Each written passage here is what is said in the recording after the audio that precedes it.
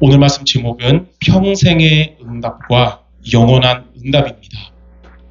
자, 첫째로 저와 여러분들은 하나님께 평생의 응답을 앞으로 받는 게 아니라 이미 받았거든요. 평생의 응답을 이미 받았고 그거를 우리가 잊지 말고 늘 누려야 되는 것입니다. 그게 바로 복음인데 크게 세 가지로 얘기할 수 있어요. 첫 번째, 그리스도 복음을 세 가지로. 첫 번째는 여러분이 그리스도를 하나님이 우리에게 주셨고 이걸 우리가 항상 누려야 됩니다. 그러니까 예수님을 영접할 때만 붙잡는 게 아니고 천국 가는 그날까지 붙잡아야 돼요. 지금 메시지 흐름이 많아서 777 얘기 나오지만 지금도 우리는 그리스도를 붙잡아야 돼요. 세계복음화 되는 날 주님 오신다 그랬는데 가장 마지막으로 복음을 듣는 사람이 언젠가 있겠죠? 그 사람이 777을 듣는 게 아니라 그리스도를 듣고 구원받아야 됩니다. 그래서 히브리서 13장 8절에 예수 그리스도는 어제나 오늘이나 영원토록 동일하시니라. 구약에도 하나님은 여자의 후손, 또 피제사, 임마누엘 등으로 우리에게 그리스도를 답으로 주셨어요. 신약에도 그 그리스도가 이 땅에 오셨는데 그분이 예수님이에요. 지금도 우리는 그리스도를 붙잡아야 돼요. 앞으로도. 그래서 이 그리스도를 항상 우리는 일심으로 붙잡아야 됩니다. 한마음으로. 네. 다시 말해서 오직이 돼야 돼요. 그리스도. 그러면 여러분에게 그리스도가 각인될 겁니다. 여러분 안에 불신앙이 각인되는 게 아니라 그리스도가 여러분 안에 새겨지기 바랍니다. 두 번째는 이 그리스도 붙잡을 때 오는 응답인데 바로 하나님의 나라가 임하는 것입니다. 그리스도를 붙잡으면 하나님의 나라가 여러분 안에 임하고 하나님의 나라가 여러분 현장에 임해요. 이 하나님의 나라가 임한단 말이 뭐냐면 마태복음 12장 28절에 나와 있어요. 하나님의 성령을 힘입어 귀신이 쫓겨나가고 하나님의 나라가 임한다 그랬어요. 하나님의 성령이 여러분 있는 곳에 주인으로 역사하셔서 흑암의 권세가 떠나가는 거예요. 이게 우리가 받을 응답입니다. 오늘 여러분 예배 마치고 집에 가도 여러분 집에 하나님 나라가 임하고요. 내일 여러분 직장 가거나 학교 가면 그곳에도 하나님의 나라가 임하고 무엇보다 여러분 마음에 하나님의 나라가 임해야 되는 거예요. 이게 우리가 할 기도 제목이 받을 응답이에요. 그래서 이거를 전심으로 붙잡고 기도하기 바랍니다. 온 마음. 하나님, 오늘도 내가 있는 곳에 내가 가는 곳마다 하나님의 나라가 임하게 해주세요. 하나님이 내가 있는 곳에 주인 되셔서 통치하시고 흑암 권세는 떠나가게 해주세요. 이렇게 하다 보면 이게 우리 안에 뿌리가 내려지는 거예요. 다시 말해서 여러분 안에 사탄의 망대가 무너지고 하나님의 망대가 세워지는 거예요. 자, 그리고 세 번째, 평생의 응답은 여러분이 이 축복을 한때만 누리다가 흐지부지 말고 지속해야 됩니다. 그래서 성령 충만을 받아야 됩니다. 다른 거는 몇 번 하다가 바꿔도 되지만 복음은 평생 붙잡아야 돼요. 그래서 사도행전 1장 8절에 오직 성령이 임하시며 권능받고 땅끝까지 증인되리라. 그래서 성령 충만을 얻는 기도, 또 여러분 매일매일 성령 충만 얻는 것을 지속해야 됩니다. 그래야 우리의 삶이 체질이 바뀌는 거예요. 이렇게 사도행전 1장 1절, 3절, 8절 초대교회와 그 전도자들이 붙잡았던 그리스도와 하나님 나라 성령 충만은 저와 여러분이 하나님이 우리에 주신 평생의 응답이에요. 이거를 항상 붙잡아야 되는 겁니다. 요즘 우리 메시지 흐름 보면 계속 바뀌잖아요. 한때는 393이 다다. 요즘은 또 777이 다다. 몇 달 있으면 또 다른 게 또 나와요. 근데 변하지 않는 거 있어요. 초창기나 지금이나. 바로 그리스도와 하나님 나라 성령 충만. 평생 붙잡아야 됩니다. 그래서 저는 개인적으로 예배 때마다 말씀 전할 때마다 항상 이 세 가지를 항상 붙잡습니다. 전하고. 오늘도 예배 놓고 일찍 와서 기도할 때도 하나님 오늘도 그리스도의 말씀을 강단에서 누리며 선포할 때 여기 있는 우리 모든 성도들의 자리에 하나님 나라 임하게 하시고 우리 모두에게 성령 충만달라고 계속 기도했어요. 여러분 아시는 분도 있겠지만 항상 이제 주학에 맞춰 묵상기도 하겠습니다 하고 이렇게 기도하잖아요. 항상 이 기도하거든요. 예. 예전에 이제 결혼식에 대표 기도하러 갔었거든요. 그때 이 결혼하는 분들 놓고 세 가지 되도록 기도했어요. 항상. 장례식장에 가도 이 메시지예요. 첫날 임종 예배 때는 그리스도 증거하면서 여기 있는 모두가 예수님을 그리스도를 영접하도록. 다음날 입관 예배 그때는 이 기도합니다. 하나님, 이 장례 자리에 모인 모두에게 그리스도 붙잡고 하나님 나라 임하게 달라고. 마지막 발인 예배 때는 이거 기도합니다. 하나님, 장례식은 마쳐도 앞으로 성령 충만을 얻게 해달라고. 완벽한 매뉴얼을 붙잡았거든요. 항상 어딜 가든지 저는 이거 가지고 어디 가서 말씀 전해도 붙잡아요. 평생의 언약이니까. 여러분들 항상 이거를 놓치지 않는 모두 되시고요. 제가 뭐 예언은 아니지만 10년 후에도 여러 가지 메시지 하겠지만 세 가지는 항상 나올 것입니다. 주님 오실 그날까지. 자, 그러면 이거를 가지고 우리가 누리는 기도 세 가지로 해야겠어요. 첫 번째는 이 평생의 응답을 하나님 우리에게 주셨기 때문에 여기에 대한 감사하는 기도를 하나님께 하면 지난날에 있었던 지금 여러분을 발목 잡는 상처가 치유가 됩니다. 맞고 틀린 것 따질 때는 상처가 치유 안 돼요. 싸움 이겨도 치유 안 돼요. 그러나 복음을 주신 하나님께 감사하는 기도할 때 여러분의 과거가 치유가 되는 거예요. 아까도 말했듯이 다윗은 시편 118편 21절에 보니까 나에게 구원을 주신 하나님께 감사합니다. 이렇게 기도했어요. 이 복음을 주신 하나님께.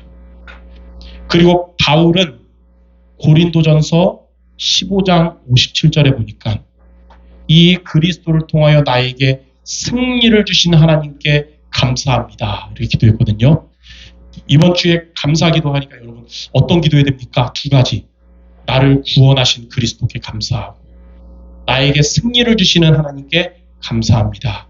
이번 주 이렇게 감사 기도하기 바라요. 그러면 우리의 그 응어리졌던 것이 하나님이 씻은 듯이 녹아지게 하실 거예요. 자, 두 번째는 어떤 기도냐면 말씀을 붙잡은 기도입니다. 말씀 기도. 이번 주도 여러분 그리스도와 하나님 나라 성령 충만의 말씀 붙잡고 기도하잖아요. 그럼 말씀의 능력이 여러분의 영혼을 치유해서 살아나게 하시고요. 역시 여러분의 육신도 강건하게 하실 거예요. 말씀의 능력이. 왜냐하면 우리의 영혼과 육신은 연결돼 있어요.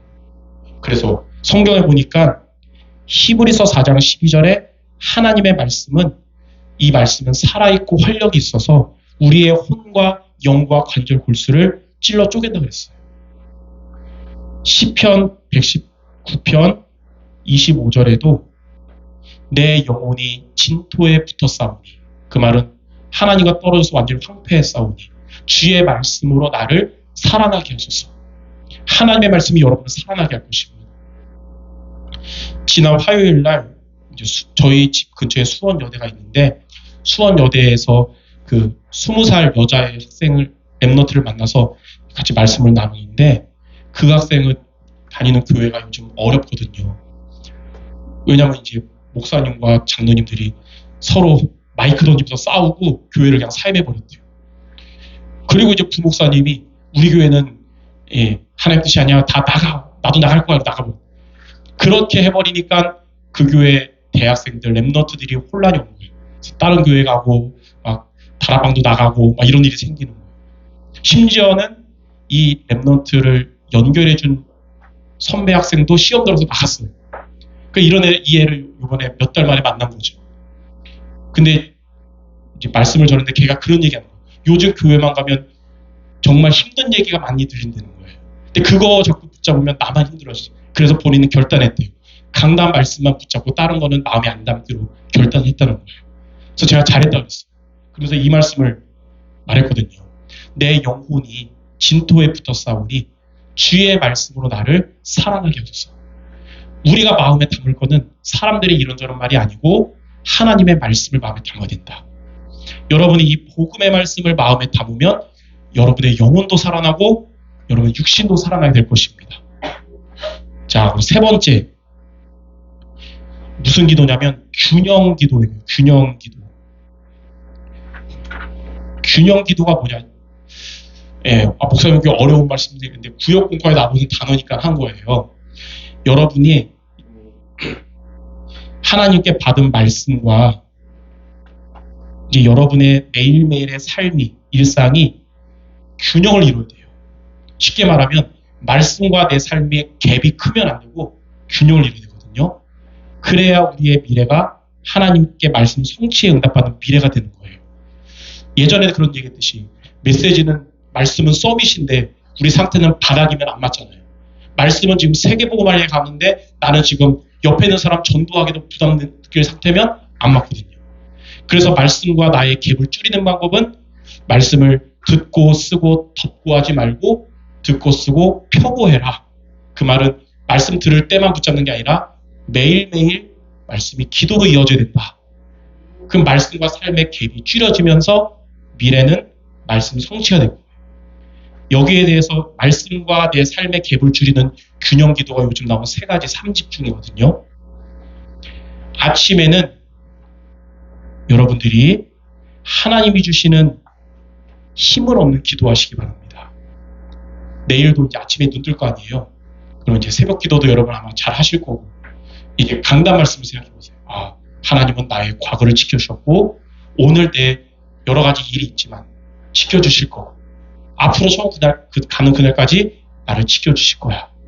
지금 고난이 있어도 그거는 잠깐이고 영원한 응답으로 이어주실 거야. 말씀이 믿어지면서 여러분 힘이 날 겁니다. 이걸로 하루를 살아가야 돼요. 자, 낮에는 일상에서 찾아오는 모든 이 염려의 생각을 기도로 바꾸시기 바랍니다. 빌립보서 4장 6절 7절에 염려의 생각을 말씀 잡은 기도로 바꾸면 감사의 기도로 바꾸면 하나님이 우리의 마음과 생각을 평강하게 지켜주실 것이다. 이렇게 기도를 바꾸는 자를 보고 시편 23편 1절에 여호와가 나의 목자가 되시는 거예요. 목자 없이 혼자 방황하는 양 되지 말고 목자를 잘 따라가는 여러분의 매일매일 되기 바랍니다. 밤에는 이번 주에 주신 말씀을 깊이 묵상하면서 말씀이 나에게 답이 된다고 인정될 때 치유되는 거예요. 이렇게 아침과 낮과 밤 3집중을 도전하시기 바랍니다. 근데 인간이기 때문에 가끔 빠뜨릴 때가 있잖아요. 저도 빠뜨릴 때 있고요. 근데 늘 얘기하지만 무리는 그냥 포기하고 안 하지만 제자는 다시 도전하는 자예요. 그래서 이번 주도 다시 도전해서 말씀과 여러분의 삶의 갭이 줄여지는 말씀이 성취되는 모두 되시기 바랍니다.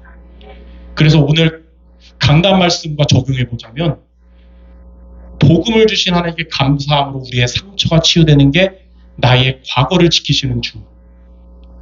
말씀을 붙잡은 기도로 우리의 영혼과 육신이 살아나는 것이 나의 오늘을 지켜주시는 주. 그리고 이렇게 3집중으로 말씀과 삶의 갭이 줄여서 우리 미래가 응답되는 게 나의 미래를 지켜주시는 주예요. 이렇게 세 가지로 복음을 누리는 모두 되시기를 바랍니다. 자, 그럼 마지막 세 번째. 이러한 여러분들에게 하나님은 영원한 응답을 주시는데 첫 번째로 여러분의 그 산업의 응답을 받게 됩니다. 자, 여러분이 이렇게 복음을 누리면서 영적으로 살아나면 두 번째 오는 증거가 뭐냐? 이제 여러분의 업에 하나님의 은혜와 역사가 임하게 돼요. 그러면 여러분의 업에 오직을 찾게 됩니다. 그 말은 내가 하는 지금 이 직장일 하나님이 주인 되시고 하나님이 지켜주시는 거구나. 여러분의 업에 하나님이 주인 되시는 거예요. 그러면 유일성, 그때부터 불신자들이 없는 업의 응답 여러분 받게 될 겁니다. 그러면 재창조는 뭐냐? 이제 여러분의 산업을 통해 브리스길라 아굴라 부부처럼 교회를 살리고 전도 선교에 쓰임받는 업이 될 거예요. 여기까지 여러분이 돼야겠죠. 예.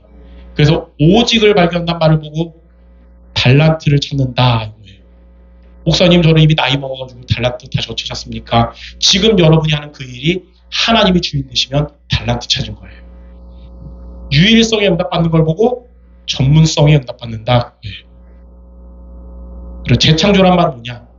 여러분의 현장을 살리니까 현장성이라는 겁니다. 자, 이렇게 평생의 응답, 복음을 누리는 기도하는 여러분들, 제일 먼저 오는 응답, 여러분의 산업이 살아나게 될 것입니다. 두 번째는 뭐냐면 여러분의 인간관계를 살리는 인간관계의 응답을 받게 돼요. 자, 위와 옆과 아래를 살리게 되는데, 교회 안에서 위란 말은 하나님의 말씀을 전하는 교역자를 의미할 수 있겠죠. 교역자를 살리는 방법은 뭘까요?